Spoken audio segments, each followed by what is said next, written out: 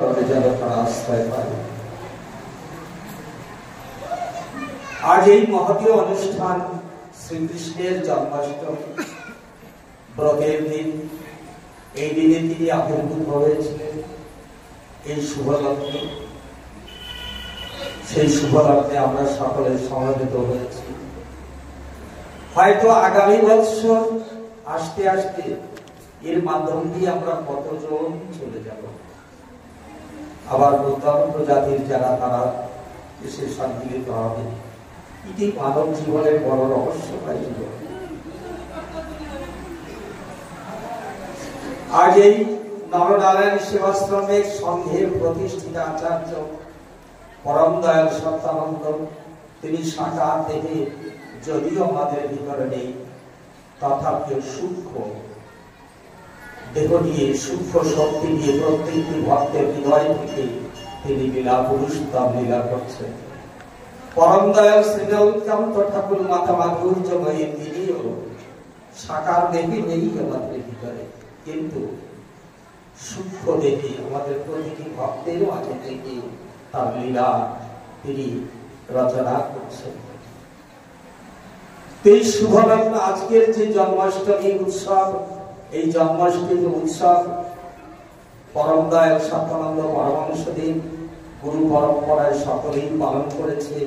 আমাদের ঠাকুর নীলকান্ত গোস্বামী মাতা মাধুর্যময়ী এই শুভ দিনে জন্মাষ্টমী ব্রত পালন করেছে।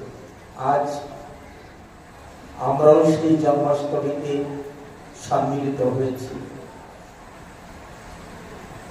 এটা বড় সৌভাগ্যের বিষয় যে ভগবান শ্রীকৃষ্ণ জগতের বুকে এসেছিলেন একটা কারণ নিয়ে। কোনদিন ভগবান জগতের বুকে আসে না।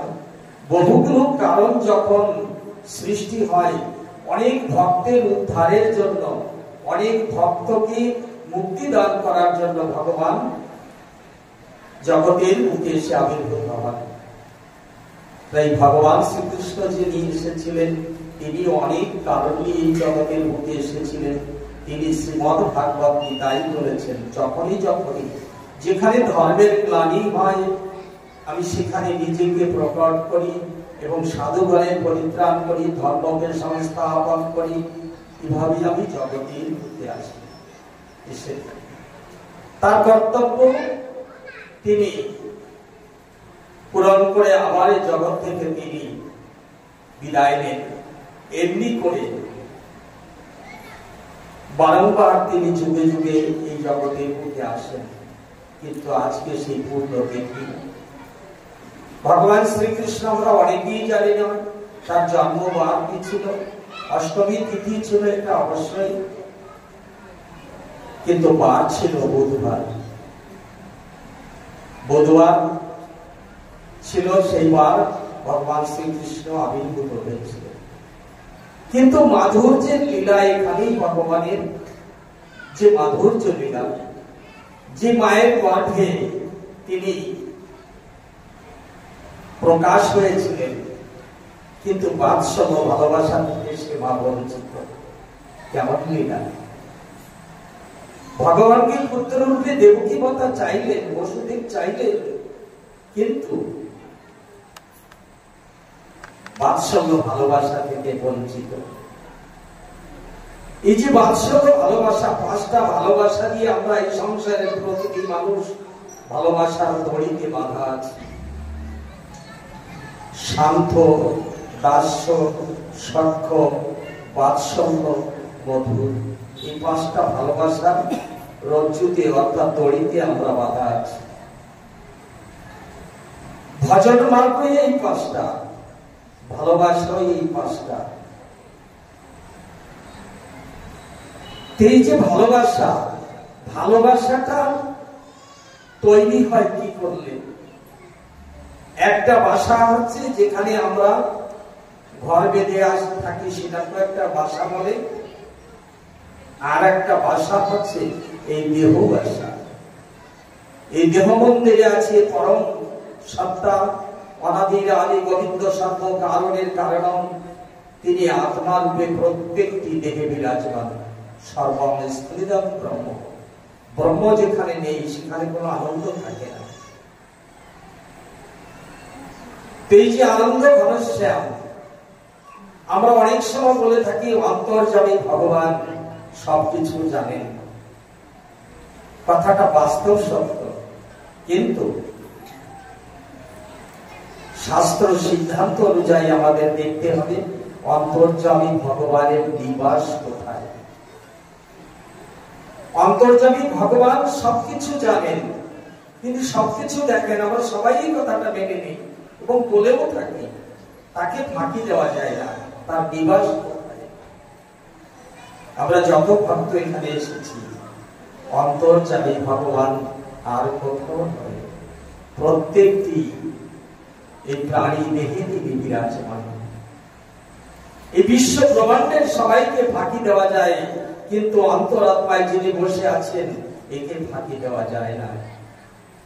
জীবনে যতদিন পার হয়ে এসেছে, কোথায় কি করেছি এই জগতের মানুষ না জানলেও হৃদয়ে যিনি বসে আছেন একে ফাঁকি দেওয়া যায় না। দদাতি বুদ্ধি যোগানাম, আমি জীবের হৃদয় থেকে বুদ্ধি জুগিয়ে দিয়ে যদি জীব আমার প্রতি সমর্পিত হয়, তবেই তার বুদ্ধি জুগিয়ে দিই। তবেই তিনি কারোর প্রতি যদি সমর্পিত হয়ে যায়। তাই ঠাকুর নীলকান্ত গোস্বামী সংগীতে রচনা করেছেন আমার পরম গুরুদেব, যে আত্মারূপে তিনি জগতের বুকে আসেন, চলে যান, আমরা বুঝতে পারি না। তো এই যে আত্মারূপে তিনি আসেন এই জগতের বুকে, এই দুর্লভ মনুষ্য জন্ম হচ্ছে ভজনের জন্য। অনেক জন্ম আমাদের পার হয়ে গেছে, পশু পাখি কীট পতঙ্গ তরুণতা বহু জন্ম পার হয়েছে। অনেক জন্ম পরে ৮০ লক্ষ জন্ম পরে মনুষ্য জন্ম পেয়েছে। তাও কত জন্ম অন্ধ কঞ্জ কানা খোড়া বোবা বিভিন্ন ভাবে এই দুর্লভ মনুষ্য জন্ম পেয়েছি। এই জন্য মনুষ্য জন্ম হয় একমাত্র ভজনের জন্য। মনুষ্য জন্মটাই ভগবত ভজনে সমর্পিত করার জন্য। এবং মানুষের এই জন্মে প্রতিটি মানুষ তার ৩টি জন্মের খবর বলতে পারে। আমি এই জন্মে, প্রতিটি মানুষ আমরা এই জন্মে যে সুখ দুঃখ পাচ্ছি, এটা এই জন্মের সঞ্চয় নয়, আমার বিগত জন্মের, গত জন্মের। আবার এই জন্মে যা কিছু করে যাব, এটা কিন্তু আমার সামনের জন্মের জন্য। তাহলে এই জন্মে যেটা করেছি সেটা অনুভব করছি, কি করে যাচ্ছি আমি, এটা আমার গত জন্ম সঞ্চয়ের ফল। আবার এই জন্মে যদি কিছু ভালো করে যেতে পারি, আবার আগামী জন্মটা এর চাইতে আমার সুন্দর হবে। এই জন্য ভগবত ভজন একান্ত প্রয়োজন। প্রতিটি মানব ভজন বিনা সেই ভগবত শক্তিকে দুর্লভ মনুষ্য জন্মের সার্থকতা পাওয়া যায় না। যে দেবকী মাতা বসুদেব দেবরাও, তারাও গত জন্মে ভজন করেছিলেন, পুত্র রূপে চেয়েছিলেন যে ভগবান তুমি আমার গর্ভে পুত্র রূপে আসবে। কিন্তু গত জন্মে কৈকেয়ী মাতা ত্রেতায় তিনি ভরত শত্রুঘ্নের মাতা ছিলেন, কিন্তু তার বাসনা ছিল রাম আমার গর্ভে কেন জন্ম নিল না। কৈকেয়ী মাতা ১ মায়ের ২ মায়ের কোল খালি করেছিলেন, এই জন্য কোন মায়ের কোল খালি করতে নেই। কোন মায়ের কোল যদি খালি করতে হয়, তাহলে নিজে যখন মা হয়ে এই জগতের বুকে জন্মায়, তার কোল খালি হয়, তারও কোল খালি হয়ে যায়। নিজ নিজ কর্ম নিজেই করে। বৈরাগী গ্রামে গ্রামে ভিক্ষা করে বেড়াতো। তো গ্রামে আসার পরে ২ বাড়ি করতালে ২ বাড়ি দিয়ে বলছে, মা গো হরে কৃষ্ণ হরি বল। যার যার কর্ম সেই করে মা, কারুর কর্ম কেউ করে না। যার যার ক্ষতি সেই করে। আমরা কাউকে দোষ দিয়ে থাকি, কিন্তু না, মানুষ যার যার ক্ষতি সে নিজেই করে, কারোর ক্ষতি কেউ করতে পারে না। সাময়িক মনে হয় আমাকে ক্ষতি করবে, কিন্তু গ্রামের শেষ প্রান্তে গিয়ে এক বধূমাতার ওই কথা, ওই বৈরাগীর মুখের কথা শ্রবণ করলে আর ওই করতালের বাড়ি শুনলে তার বাইরা অনেক মানুষই আছে। কেউ যদি ভিখারি, কেউ আসলো কারো রাগ হয়, কেউ আনন্দ হয় যে আমার দুয়ারে একজন অতিথি রূপে নারায়ণ এসেছে, আমি তাকে এক মুষ্টি দিয়ে সেবা করি। কেউ কেউ মনে করে দূর ছাতা সারাদিন ধরে সকাল থেকে একের পরে একজন আসছে, আর কত দেব। কেউ কেউ বিরক্তি হয়, দিয়ে ধন বোঝে মন, নিতে লাগে কতক্ষণ। তোদিন বৈরাগী যখন ওই বাড়িতে গেছে, এই গৃহবধূ এই মাতাজি কি করেছে, বৈরাগীর ওই কঠিন সুর আর শুনতে ইচ্ছা করে না। যার যার কর্ম সেই করে, কারোর ক্ষতি কেউ করে না, মা যার যার ক্ষতি সেই করে।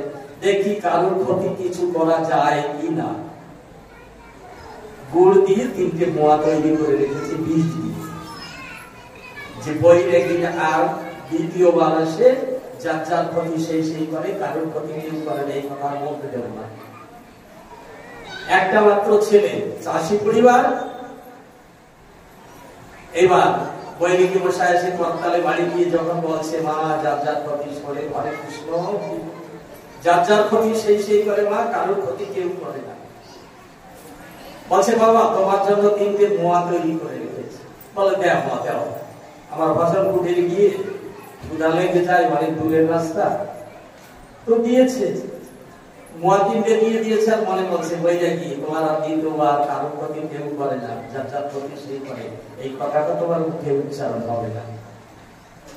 কিন্তু ওই গৃহস্থের একটি মাত্র ছেলে, বাবার সঙ্গে বাবা যাবে মাঠে চাষের জন্য, আর ওই ছেলে প্রস্তুত, বায়না করেছে। অনেক ছেলে আছে ভারী গোয়ার গোবিন্দ, যেটা বায়না ধরবে সেটা পূরণ করা লাগে। আবার ভগবান কৃষ্ণচন্দ্র মা বাবার কাছে বায়না ধরতেন, সেটা পূরণ করতে হতো। তো এইভাবে বায়না ধরেছে, বাবা আমি তোমার সঙ্গে মাঠে যাব। কি করবে, ছেলেকে কাঁধে নিয়ে, নাগল জোগাল নিয়ে, ধানের বীজ দিয়ে মাঠে চলে গেছে। মাঠ একটু দূরে, ওই মাঠের পাশ দিয়ে বা রাস্তা। এইবার ধান করে যখন পাশাই মারবে ধান ঢাকার জন্য,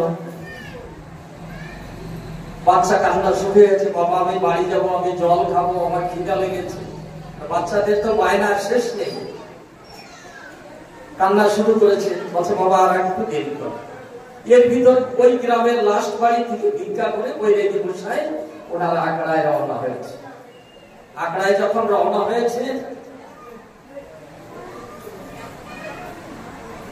বাবা দূরে গিয়ে কথা বলছে। যখন আখড়ায় রওনা হয়েছে, তখন ওই জমির পাশ দিয়ে যাচ্ছে। বাবা দাদু ভাই কাঁদে কেন? বলে, দেখো না মশাই, বাবা এখন বাড়ি যাবে, আমার বাসায় দেওয়া হয়নি, ধান ঢাকা হয়নি এখনো, বায়না ধরেছে, খিদা লেগেছে। বলছে, দাদা আমার কাছে 3টে মোয়া আছে, আয় খাবি। খেজুর গাছ তলায় বসে 3টে মোয়া ভেঙে ভেঙে খাইয়ে দিয়েছে ওই বাচ্চাকে। বাচ্চাকে খাইয়ে দেওয়ার পরে জল কমণ্ডলে জল ছিল, জল খাইয়ে দিয়েছে।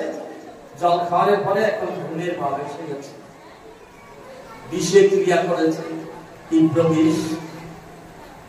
এখন ওই ঘুমিয়ে পড়েছে। বলছে, বাবা এখন তোমার গামছাখানা দাও, বাচ্চাটাকে শুয়ে দিই। বাচ্চাটাকে শুয়ে দিয়ে বৈরাগী মশাই চলে গেছে।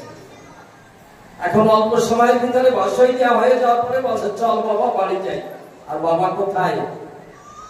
বাবা তো নেই। এই জন্য শাস্ত্রের কথা আমাদের অনেক নিগুড় ভাবে চিন্তা করতে হবে। গীতায় বলছে, কস্য মাতা কস্য পিতা কস্য বন্ধু সহোদরা কায়া প্রাণীরা সম্বন্ধ কাকস্য বলিতে না।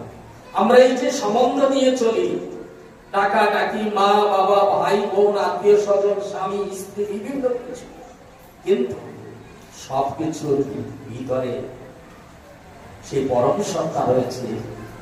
ভোকানন্দের এই পরিচয়ের পূর্ণ সম্বোধন করে সেই পরম সত্তাকে ডাকি,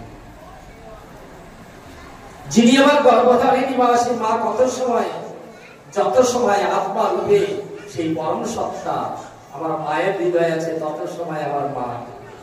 তাই গীতা বলছে, তবে গো মাতা, তবে গো পিতা, তবে গো বন্ধু সখা, তবে গো বিদ্যা দ্রবিণম, তবে গো মম সর্বদেব জীবন। অর্জুন বললেন ভগবানকে, প্রভু তুমি আমার মা, তুমি আমার বাবা, তুমি আমার বন্ধু, তুমি আমার সখা, তুমি আমার সর্ব পরিচয়, তুমি সবকিছুর ভিতরে তুমি, কিন্তু আমরা তো সেটা ভেবে নিতে পারি না। এখানেই আমাদের অভাবটাই হচ্ছে আমাদের স্বভাবে। এখানে আমরা মেনে নিতে পারি না। যাকে বাবা বলে ডাকছি তার ভিতরে আমার পরম সত্তা, আমার পরম দয়ালুতা, আমার পিতা হৃদয়ের পঞ্চভৌতিক দেহের ভিতরে এসে আমার বাবার জায়গাটা পূরণ করলেন, আমার মায়ের জায়গাটা তিনি পূরণ করলেন, স্ত্রী পুত্র যত পরিচয় আছে সবকিছুর ভিতরে তিনি। তাই শাস্ত্র বলছে সর্বমিষ্ঠং ব্রহ্ম, সর্বময় ভগবানকে জানার চেষ্টা করো। তো নামময় শরীর যখন হয় তখন সবার ভিতরে শুদ্ধ মন যখন তৈরি হয় তখন সবার ভিতরে নিজের আপনজনকে দেখে সেই মানুষটা আরেকজনকে হৃদয়ে ব্যথা দিতে পারে না। যত সময় আমার পশুত্ব আচরণ আমার হৃদয়ে আছে তত সময় আমি মানুষকে আপন করে ভেবে নিতে পারবো না। যখন আমার পশুত্ব বিনাশ হবে তখন মানুষের প্রতি, মানুষ প্রাণীর প্রতি প্রাণীর হিংসা থাকে, সে জন্ম পশু জন্ম ভাবতে হবে। আমার মানুষের প্রতি হিংসা ত্যাগ করতে পারিনি, তাহলে নিশ্চয়ই আমার পশু জন্ম খণ্ডন হয়নি। দুর্লভ মনুষ্য জন্ম পেয়েছি কিন্তু আমার পশুত্ব খণ্ডন হয়নি। যেদিন আমার হৃদয় থেকে হিংসার বিনাশ হবে সেদিন ভাবতে হবে আমার প্রাণ গোবিন্দ গুরুদেব আমাকে পশুত্ব বিনাশ করে দিয়েছে, কেননা আমি হিংসাকে বর্জন করতে পেরেছি। সবার ভিতর আমার ভগবানকে ভাবতে শিখেছি, সব গুরুর ভিতর আমার গুরুদেবকে ভাবতে শিখেছি। মদ গুরু শ্রী জগদ্গুরু বৈরাগী মশাই চলে গেল বাড়িতে, ওই মরা ছেলে নেই তো, বাবা বলে ডাকেছে সে বাবা নেই তো, আসলে যাকে বাবা বলে ডাকতো সে তো ওই শরীরে নেই, পঞ্চভৌতিক ফলিত দেহটা পড়ে আছে। ওই মরা ছেলেকে কাঁধে নিয়ে বাড়ি ছুটে আসছে। ছুটে আসলে ও চিন্তা করেছে বাচ্চাটা যখন বাড়ি আছে আমি একটু জল নিয়ে যাই। তো কিছু দূর যাওয়ার পর ওই ছেলে, মরা ছেলে তো আর গলা জড়িয়ে ধরতে পারে না, তো যখন ওই ছেলে, মরা ছেলে কাঁধের পরে ঝুলছে, ছুটে এসছে, বলছে আমার বাবার কি হয়েছে? বলে আর বাবা বলে ডাক শুনবে না, বাবা চলে গেছে। কথাটাকে একটু বলেছে বাবা চলে গেছে। তাহলে ওই পঞ্চভৌতিক দেহের ভিতরে পুত্রকে যে বাবা বলে সম্বোধন করত, সে বাবা ওই দেহে থেকে নেই। কথাটা সত্য বলছে, কিন্তু বাবা আছে, খালি শরীরটা পড়ে আছে। বাড়িতে নিয়ে আসার সঙ্গে সঙ্গে কান্না করতে করতে স্ত্রী জ্ঞান শূন্য, তো স্বামীর কাছে জিজ্ঞাসা করছে লোকজনকে যে কি করে মারা গেল। তো স্বামী একটু সান্ত্বনা নেওয়ার পরে বলছে এইভাবে মারা গেল। তখন ওর স্ত্রী শুনেছে, ওই বৈরাগী মোয়া দিয়েছে এই কথা খাওয়ার পরে আমার ছেলে মারা গেছে, এই কথা শুনে বারান্দা, উঁচু বারান্দা ছিল, ওইখান থেকে ঝাঁপ দিয়ে নিচে পড়েছে। তোরা আমাকে বিষ দিয়ে আমার বাবাকে আমি মেরেছি, আমি আমার প্রতি বৈরাগী ঠাকুরের কথা ঠিক, কারোর ক্ষতি কেউ করে না, যার যার ক্ষতি সেই সেই করে। এই কথাটা আমাদের মেনে নিতে হবে, কারোর ক্ষতি জগতে কেউ করতে পারে না, যার ক্ষতি তার নিজেরই করা হয়। তো যাই হোক, দেবকী মাতা গত জন্মের গর্বের জন্য তার বাৎসল্য ভালোবাসা থেকে বঞ্চিত। যে রাত্রে আমার ভগবান জন্মগ্রহণ করেছিল সেই রাত্রে নিশীথে বকুলে পার হলেন নন্দালয়ে। কেন ওদিকে আর এক বাবা আর এক মা ভগবানকে পুত্র রূপে চেয়েছিল। শুদ্ধ ভক্তির কত ভাবনা। কেন? পুত্র যদি আমার গর্ভে জন্মায় তাহলে ভগবানকে আমার নিম্নদ্বার দিয়ে নিষ্কাশন করতে হবে না। ভগবান কি এখানে দায় থাকলেন, মা যশোদা তুমি কোথায় জন্ম নেবে সেটা আমি জানি না, আমি তোমাকে পুত্র রূপে চাই। আর ভগবানকে পুত্র রূপে পাওয়ার জন্য তারা সাধনা করেছিল। নন্দ যশোদা কোন পুত্র কন্যার বাসনা করেনি, ভগবানের প্রতীক্ষায় ছিল এই দেহ মন দিয়ে ভগবানের সেবা করব। এই দেহ মন দিয়ে আর কারোর সেবা করবো না। কত বড় সাধনা! দাম্পত্য জীবন কাটিয়ে গিয়ে বার্ধক্য বয়স এসে গেছে, ভগবান এত বড় পরীক্ষা নেবে।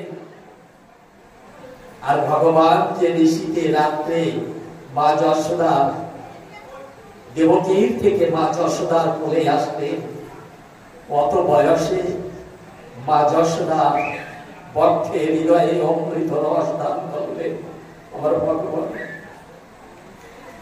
যে আমি ওখানে গিয়ে মা যে বাসনা করেছে আমি দেহের রস দিয়ে সেবা করব। তো অনেক সময় ধারাসতীর পালা যদি কীর্তন করে, অনেক পদাবলী কীর্তনীয়রা কীর্তন করত, মায়েদের কান্না একটু বেশি শোনা যায়। কোন গানে? যখনই ওই গায়ক পয়ার দেয় যে বিধি নারী জন্ম বুঝি কারবার লাগে, তখনই মায়েদের কান্নাটা শুরু হয়। কেন? মায়েরাই মনে করে আমাদের জীবনটাই দুঃখে গেল। কিন্তু না,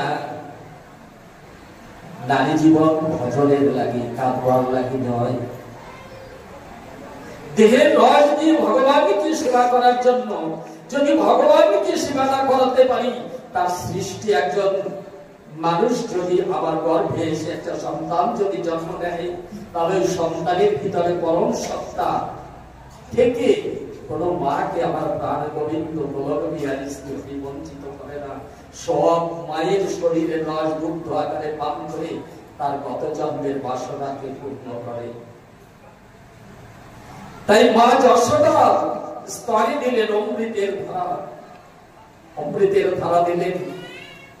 আমার প্রাণ গোবিন্দ প্রসাদ বলে তা গ্রহণ করলেন, বাসনা পূর্ণ করলেন।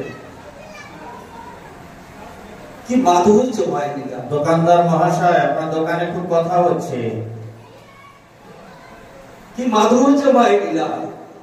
তো আমরা সংসারী মানুষ, আমাদেরও বাসনা করতে হবে এ জন্মে প্রভু তোমাকে পুত্র রূপে না পাই, রাধা রানীকে কন্যা রূপে না পাই, দুঃখ নেই। যেন তোমার একজন অনুগামী ভক্ত আমার গর্ভে এসে জন্মগ্রহণ করে। নারী জন্মের সার্থকতা সেখানেই।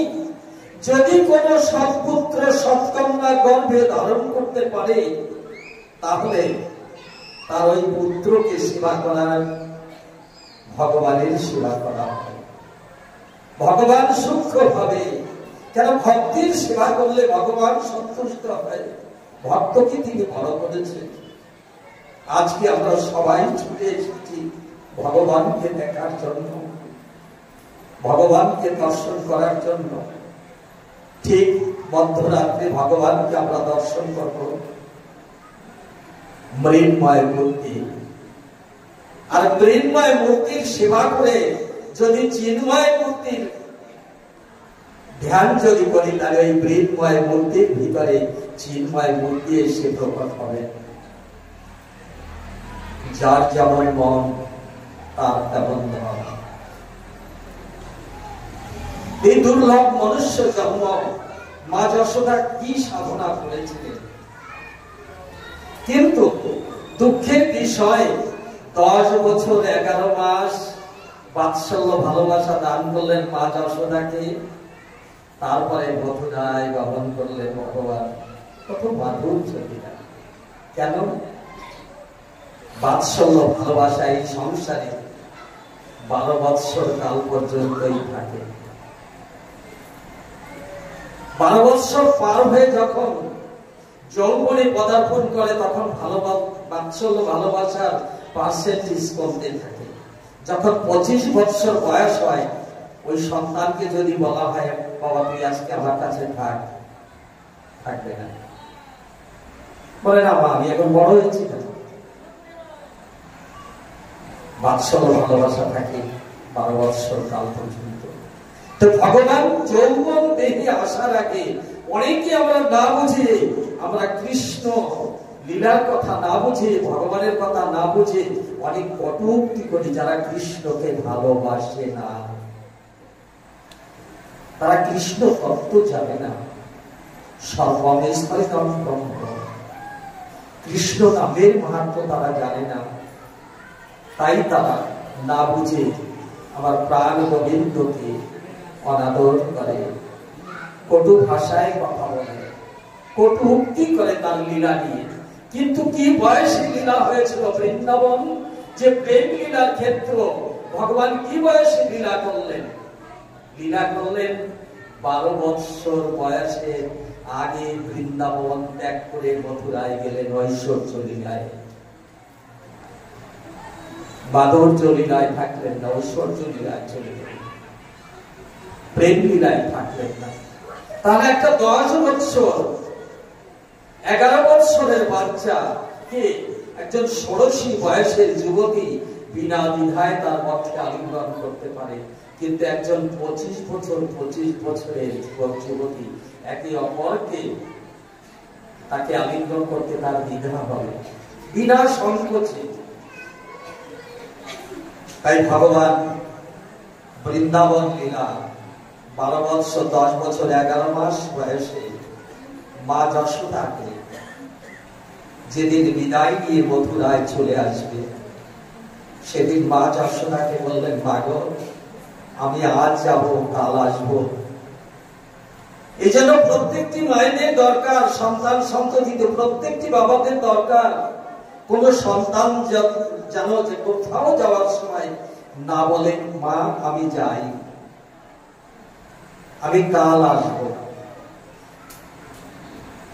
না, আমি 2 দিন দেরি করে আসবো, আমি 1 দিন পরে আসবো, কাল আসবো বলতে নেই, আর আমি যাই বলতে নেই। এই জন্য বাচ্চাদের শিখাতে হয়, কোথাও যাওয়ার সময় মা আমি আসি, যাই বলতে নেই। তো ভগবান বললেন, সত্যি কথাই বললেন, সে কাল যে কবে পূর্ণ হবে সেটা কিন্তু মা যশোদাকে বললেন না। কিন্তু ভক্ত শিরোমণি মা যশোদা ডাক দিয়ে বললেন, বলছে মা অন্তিমে বললেন, মা তুই আমাকে যতটুকু ভালোবাসিস, যদি ভগবানকে ভালোবাসতি মা, তাহলে ভগবানকে তুই পেতিস। বলে আমি ভগবানকে চাই না, আমি ভগবানকে চাই না, আমি ভগবানকে পেয়েছি, আমি কোন ভগবানকে চিনি না, আমি আমার ভগবান হচ্ছে একমাত্র কৃষ্ণ। কানাই তুই আমার ভগবান।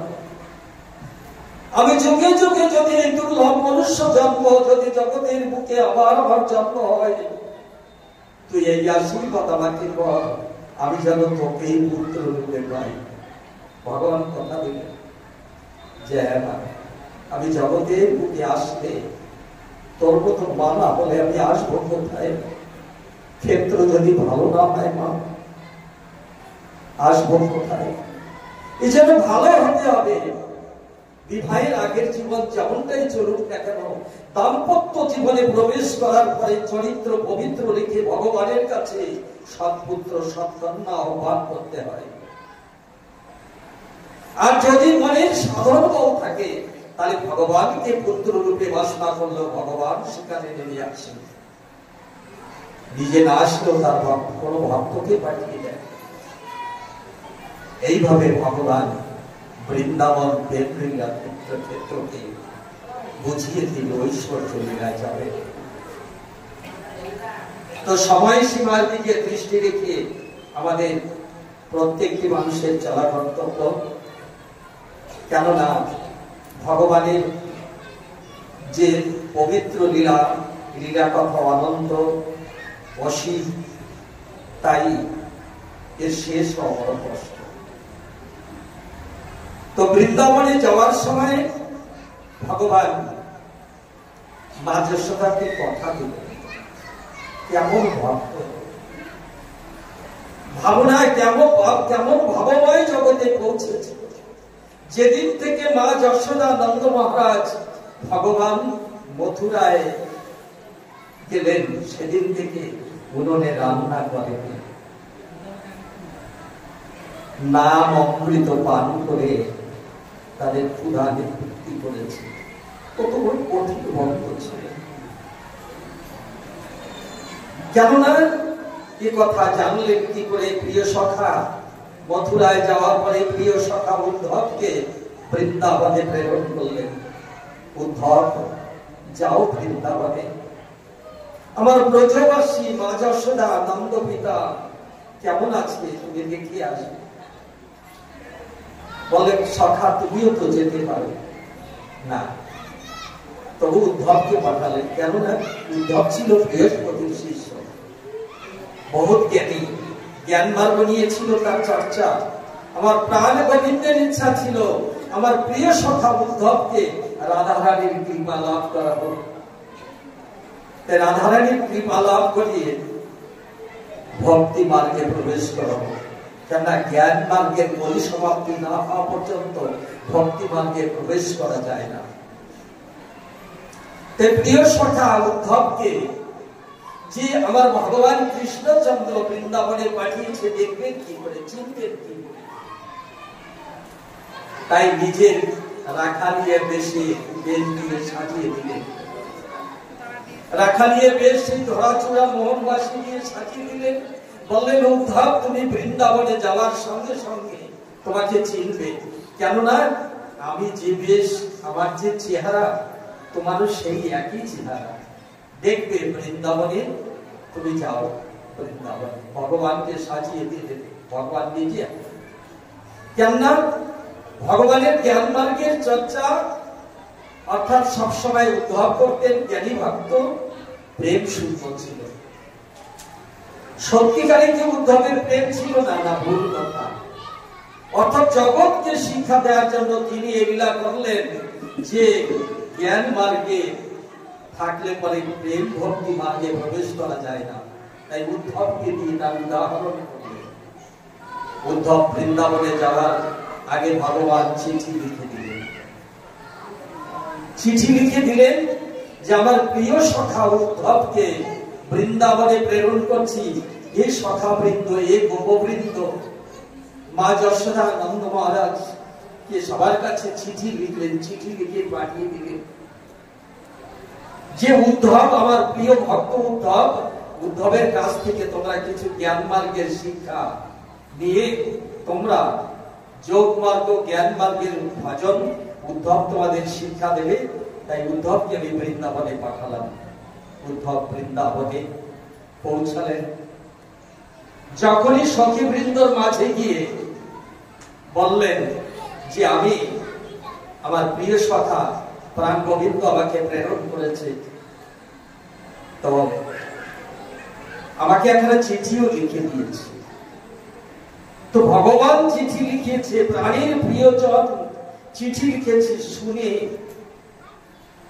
সখী বৃন্দ গোপিনীগণ যারা কৃষ্ণ প্রেমে পাগল, তারা ওই চিঠিকে টানাটানি করে 16 টুকরা করে দিলেন। কেউ চোখে জল মুছছে চিঠি দিয়ে, কেউ হৃদয় চেপে ধরেছে, কেউ মুখে চুম্বন দিচ্ছে। উদ্ধবের দৃশ্য দেখে ভাবলেন আমার প্রাণ গোবিন্দ কত নিষ্ঠুর। একবার তো মথুরার বৃন্দাবন বহুদূর নয়, এত আজকাল যে ব্যস্ত, এরা প্রাণ মন প্রাণ দিয়ে ভালোবাসে, এদেরকে একবার দেখা করতে আসতো। উদ্ধব দাঁড়িয়ে আছে, বলছে চিঠিতে কি লিখেছে তোমরা, আমি পড়ছি, তোমরা চিঠি টুকরো টুকরো করে ফেলেছ। তো ধৈর্যের বুকে মিলিয়ে টুকরো চিঠিগুলো নিয়ে তোমার প্রাণের সখা উদ্ধব 1 লাইন থেকে 2 লাইন যখন পড়েছে যে জ্ঞান মার্গের যোগ মার্গের শিক্ষা আমার প্রিয় সখা উদ্ধবের কাছ থেকে তোমরা গ্রহণ করো।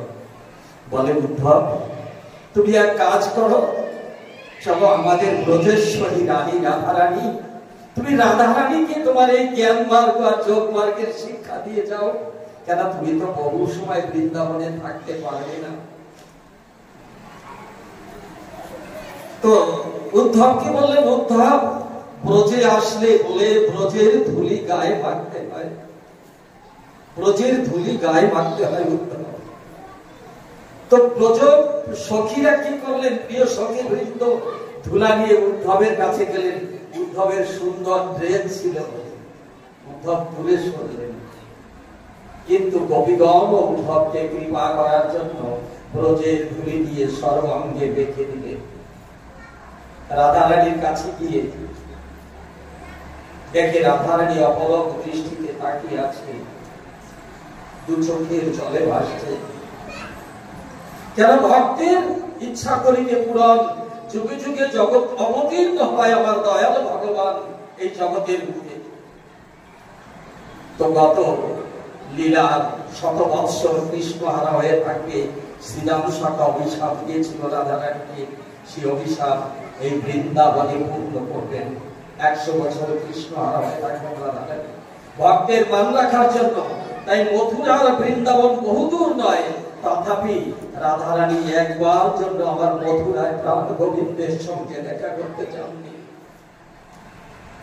কত কঠিন জীবন। তাই উদ্ধব যখন এসে রাধারানীকে দণ্ডবত করে বলছে, রাধে তোমার শুনেছি তপ্ত কাঞ্চনের মতো তোমার রূপখানি। কেন রাধারানীর যে প্রণাম মন্ত্র তাতেই বর্ণনা, তপ্ত কাঞ্চন গৌরাঙ্গী রাধে বৃন্দাবনেশ্বরী বৃষভানু সুতাং দেবী তাং নমামি শ্রীহরিপ্রিয়ে। যে তপ্ত কাঞ্চনের মতো সোনা, কাঁচা সোনার মতো তার অঙ্গকান্তি, তো পুরে তো অঙ্গার হয়ে গেছে কৃষ্ণ কৃষ্ণ বলে। কি পেয়েছো তুমি কৃষ্ণ বলে গেলে?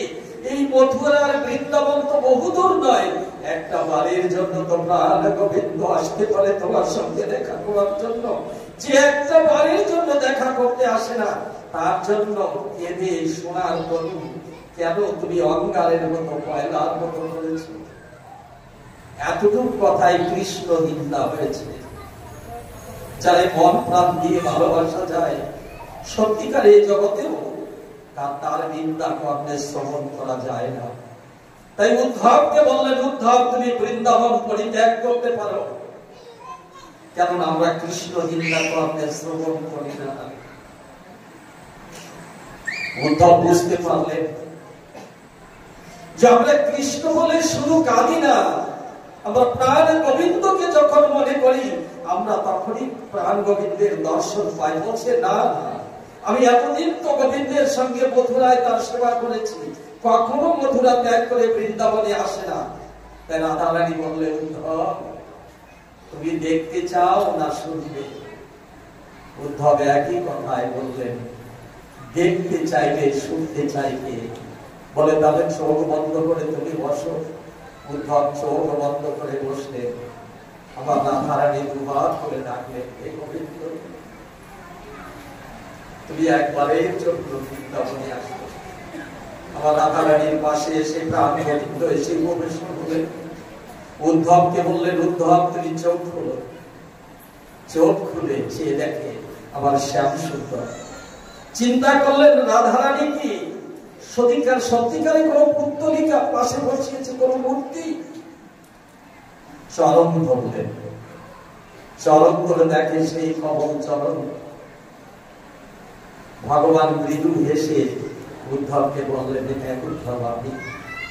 বলে তুমি এমনি করে আসো গোবিন্দ। এখনো উদ্ধবের রাধারানীর কৃপা হলো না। তো উদ্ধব চিন্তা করছে, আমি যুগল বেশে তো দেখিনি, এই যুগল চরণ পেয়ে আমি যুগল চরণের তলায় ষষ্ঠাঙ্গে দণ্ডবাদ করে আমার মনোবাঞ্ছা পূর্ণ করে নিই। উদ্ধব যখন ওই 4 চরণের নিচে দণ্ডবাদ করেছে, দণ্ডবোধ করার সঙ্গে সঙ্গে আমার প্রাণ গোবিন্দ অন্তর্ধান। আর রাধারানী সেই স্থান পরিত্যাগ করে যমুনার পার দিয়ে হাঁটতে শুরু করেছে। তো চরণ প্রণাম করার পরে আমাদের একটা অভ্যাস আছে চরণ ধুলি নেওয়া। তো যখনই দু হাত দিয়ে চরণ ধুলি দিতে গেছে, আমার রাধারানীর চরণ চিহ্নের পরে উদ্ধবের হাত পড়েছে।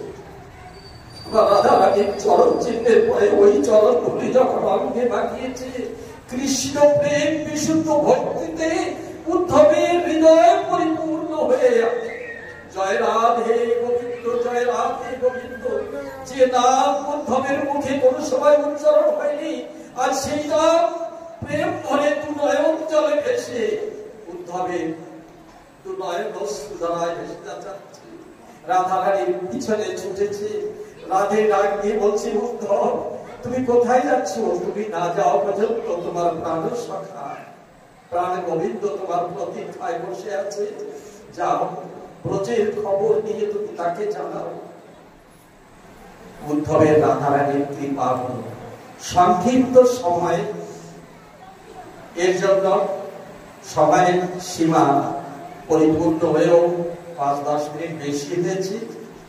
তো আমি এখানে উদ্ধবের রাধা কৃষ্ণের জীবন দর্শন হলো ভাবমার্গে।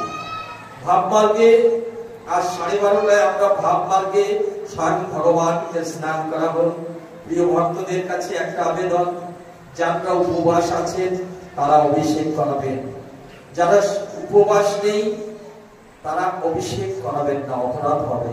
তারা চরণামৃত প্রসাদ পাবেন, ভগবানকে যে অভিষেক করাবে সেই প্রসাদ পাবেন। আমি হাত জোড় করে অনুরোধ করছি, আবেগে কেউ যারা উপবাস নেই তারা ভগবানকে, যারা শুদ্ধ আহারী নেই তারা ভগবানকে অভিষেক করাবেন না। চরণামৃত প্রসাদ পেলে কোনো অংশে কৃপা তার থেকে বঞ্চিত হবেন না। এইটা আমি হাত জোড় করে আমার কথায় বিশ্রাম রাখছি। আমার প্রিয় ভ্রাতা স্বামী গোবিন্দ ব্রহ্মচারী আপনাদের হরিকথা কৃষ্ণ কথা শ্রবণ করাবেন, তার অডিও শুভাবাণী আপনারা শ্রবণ করবেন। আমি এখানে বিরাম রেখে আমি বিদায় নিচ্ছি।